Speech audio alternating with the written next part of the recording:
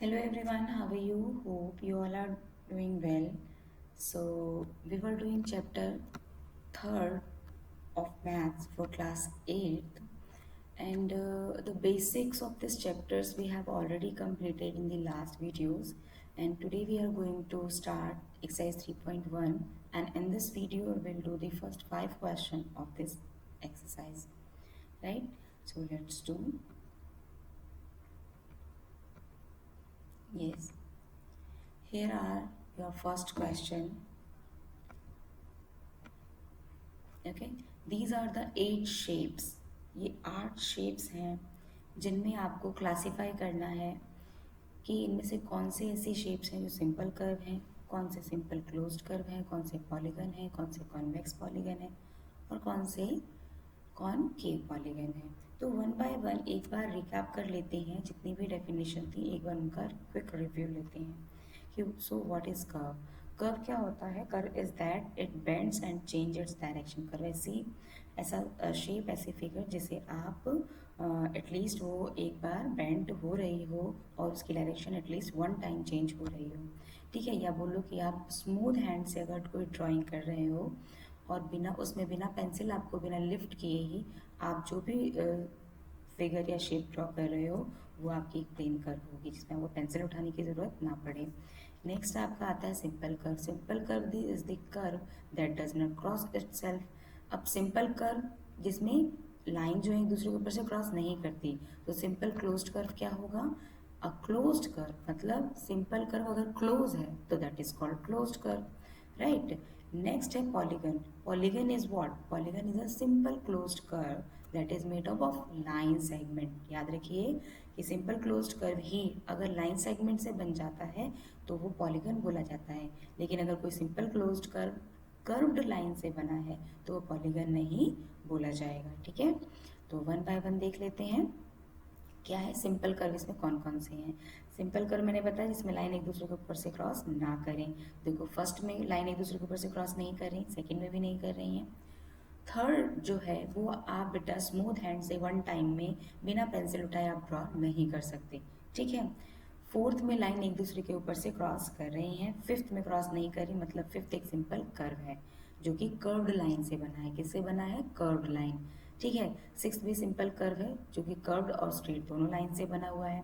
Seventh भी आपका क्या है? सिंपल कर्व है। और एट्थ आपका सिंपल कर्व नहीं है।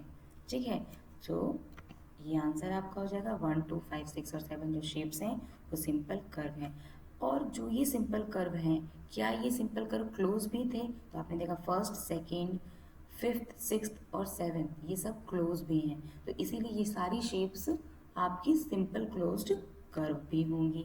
ठीक है, यही सेम शेप क्लोज्ड भी हैं तो इसलिए हम इन्हें सिंपल क्लोज्ड कर्व भी कह देंगे। अब बात आती है कि कोई भी सिंपल क्लोज्ड कर्व, ठीक है ना, पॉलीगन क्या होता है कि सिंपल क्लोज्ड कर्व जो लाइन सेगमेंट से बना हो। तो देखो सिंपल क्लोज्ड कर्व कितने हैं हमारे पास? 1, 2, 5, 6, 7। तो फर्स्ट को देखो, क्या ये लाइन सेगमेंट से बना है? बिल्कुल बना है। सेकंड भी लाइन सेगमेंट से बना है। फिफ्थ किससे बना है? फिफ्थ कर्व्ड लाइन से बना है, स्ट्रेट मतलब लाइन सेगमेंट से नहीं बना, तो ये आपका पॉलीगन नहीं होगा। सिक्स्थ भी पॉलीगन नहीं होगा, सेवेंथ भी आपका पॉलीगन नहीं होगा, क्योंकि ये स्ट्रेट और कर्व्ड दोनों लाइन से बना है। और जो पॉलीगन होता है वो सिंपल क्लोज्ड कर्व होता है जो कि प्योर लाइन सेगमेंट से बना होता है, उसमें कोई कर्व्ड लाइन नहीं होती है। तो पॉलीगन इसमें कौन कौन से होते हैं? फर्स्ट और सेकेंड आपके पॉलीगन हो जाएंगे। अब अगर इन सारी शेप्स में से 8 शेप्स में से पॉलीगन कितने हैं? सिर्फ 2 हैं, फर्स्ट और सेकंड क्या है? पॉलीगन। तो इन दोनों में से कॉन्वेक्स कौन सा है और कॉनकेव कौन सा है? तो कॉन्वेक्स क्या होता है बेटा? जिसमें सारे जो डायगोनल्स होते हैं वो शेप के इंटीरियर ही बनते हैं, ठीक है, लाई करते हैं, और सारे एंगल जो होते हैं 180 डिग्री से कम होते हैं।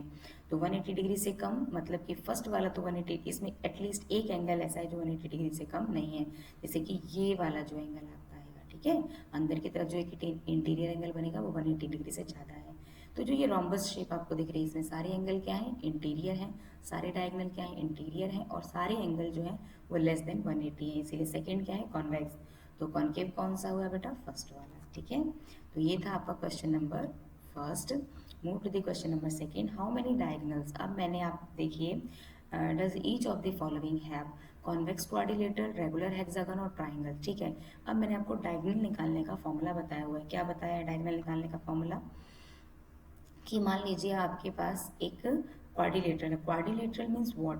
क्वाड्रिलेटरल मतलब अ four sided polygon. What is it? Four sided polygon. एक ऐसा पॉलीगन जिसकी फोर साइड्स हो, दैट इज कॉल्ड क्वाड्रिलेटरल। तो ये आपने देखा कि ये फोर साइडेड मैंने पॉलीगन ले लिया जिसकी चार साइड्स हैं। ठीक है, और ये कॉन्वेक्स क्यों है? क्योंकि इसके सारे एंगल जो हैं वो 180 डिग्री से कम होंगे और डायगोनल इसके सारे देखो अंदर लाई कर रहे हैं, तो ये कॉन्वेक्स क्वाड्रिलेटरल होगा। अब डायगोनल कैसे निकालेंगे? उसका फॉर्मूला क्या होता है? 1/2 n(n-3). मैंने आपको फर्स्ट जो वीडियो आपका बेसिक बताया था उसमें मैंने डायगोनल निकालने का आपको फॉर्मूला बताया था। तो 1/2 n, तो n का मतलब क्या होता है? Number of sides. तो इसकी क्वाड्रिलेटरल कितनी साइड्स होंगी? 4। तो n की जगह पे 4 पुट कर दो।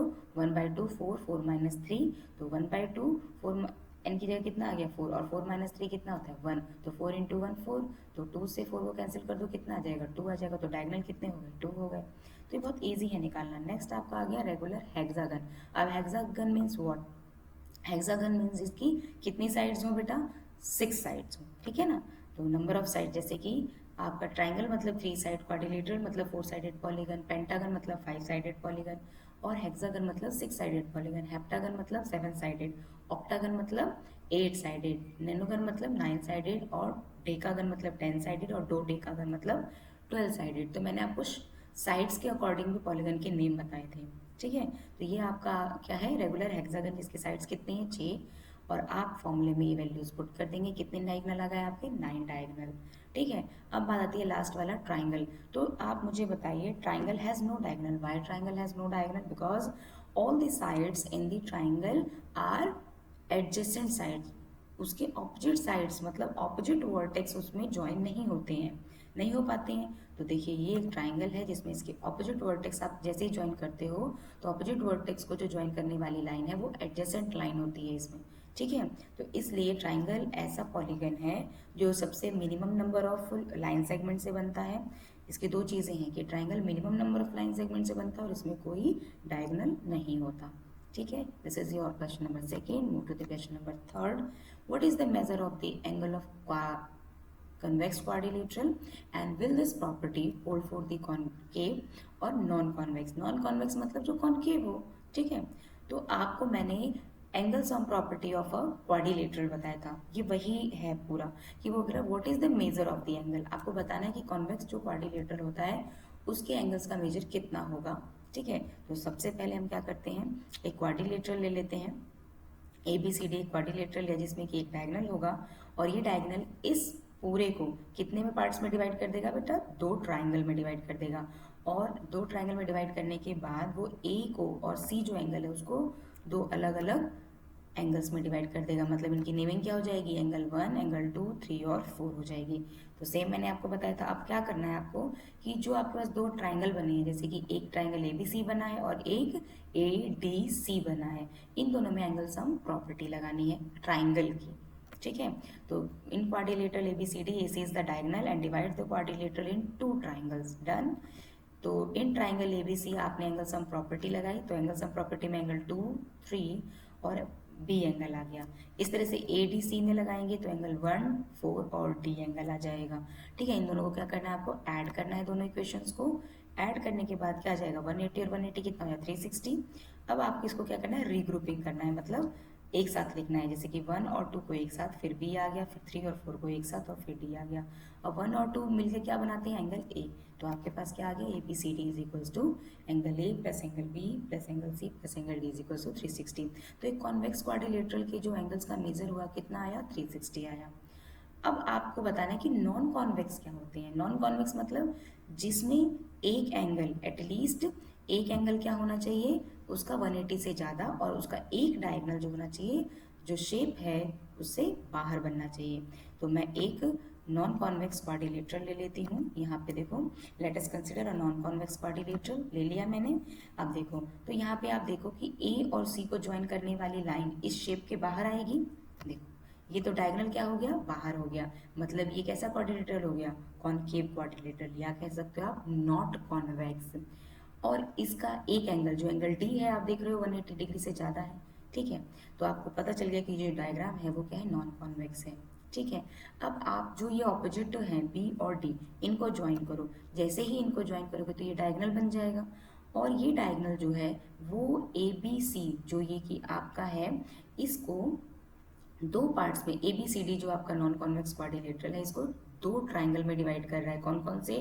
एक तो ए डी बी और दूसरा डी बी सी। और इन दोनों में आप एंगल सम प्रॉपर्टी जैसे ही लगाएंगे आपका आंसर क्या आ जाएगा कि all angles of a convex quadrilateral क्या आ जाएंगे आपके? इंटीरियर एंगल का सम 360 डिग्री हो जाएगा। ठीक है, तो ये जो प्रॉपर्टी है क्या लिखेंगे आप? Yes, this property also holds or true for a non-convex quadrilateral. ठीक है, this is your question number third. Move to the question number fourth. Examine the table. आपको बेटा एक टेबल दे रखी है और उस टेबल को देख के आपको ये ऑब्जर्व करना है ये वैल्यूज। ठीक है ना, ये फिगर है आपका बुक में दे रखा है कि आपको साइड्स गिवन है। देखिए आपके शेप दे रखी हैं, ठीक है, मतलब पॉलीगन दे रखे हैं फिगर्स में, और उनकी साइड्स आपको लिख रखी हैं और उनके एंगल का सम भी लिख रखा है। तो आपको इसे देखकर ये बताना है कि नेक्स्ट जो वो क्वेश्चन पूछ रहा है, क्या पूछ रहा है कि जब साइड 7 होगी तो एंगल का सम क्या होगा, जब साइड 8 होगी, 10 होगी और n होगी तब जो एंगल है उसका सम क्या होगा। तो जैसे 3 साइड्स है तो एंगल का सम कितना हुआ? 180। 4 साइड है तो एंगल का सम क्या हुआ? 4 माइनस 2 इंटू 180। जब 5 साइड है तो 5 माइनस 2, जब 6 साइड है तो 6 माइनस 2 इंटू 180। तो आप देख रहे हो जितनी भी साइड्स हैं उसमें से माइनस क्या करना है आपको? 2 माइनस करना है। 4 थी तो 4 माइनस 2 इंटू 180, 3 थी तो 5 थी तो 5 माइनस 2, 6 माइनस 2 इंटू 180। तो कहने का मतलब होता है कि जब भी आपको एंगल का सम निकालना हो तो आपका क्या आएगा? n minus 2 into 180। अगर साइड्स क्या हो? n हो तो क्या आएगा? n minus 2। अगर 7 साइड हो तो कितना आएगा बेटा? 7 साइड हो तो क्या आ जाएगा कि from the above table we concluded that sum of all angles of a polygon of side n, जिसकी साइड कितनी है? n है, उसका क्या होगा? n minus 2 into 180। ठीक है, जितनी साइड हो उसमें से 2 माइनस करना है और 180 से मल्टीप्लाई करना है। ये जो इन्होंने दे रखा है इसे देखकर हम यही ऑब्जर्व कर रहे हैं। ठीक है, नंबर ऑफ साइड अगर 7 है तो 7 माइनस 2 इंटू 180 आ गया। अगर नंबर ऑफ साइड 8 है तो 8 माइनस 2 इंटू 180 आ गया। तो ये आ गया आपका 8 माइनस 2 मतलब 6 इंटू 180। अगर साइड्स 10 है तो 10 माइनस 2 इंटू 180 तो 8 इंटू 180 आ जाएगा। अगर साइड n है तो n माइनस 2 इंटू 180। तो आपने देखा कि टेबल देख के हमें क्या ऑब्जर्वेशन हुई कि साइड की पॉलीगन की कितनी भी साइड्स हों बस उसमें से हमें 2 माइनस करना है और 180 से मल्टीप्लाई करेंगे जब हम, तो हमारे उस पॉलीगन के एंगल का मेजर आ जाएगा। ठीक है, सम ऑफ एंगल्स आ जाएगा। तो ये था आपका क्वेश्चन नंबर 4।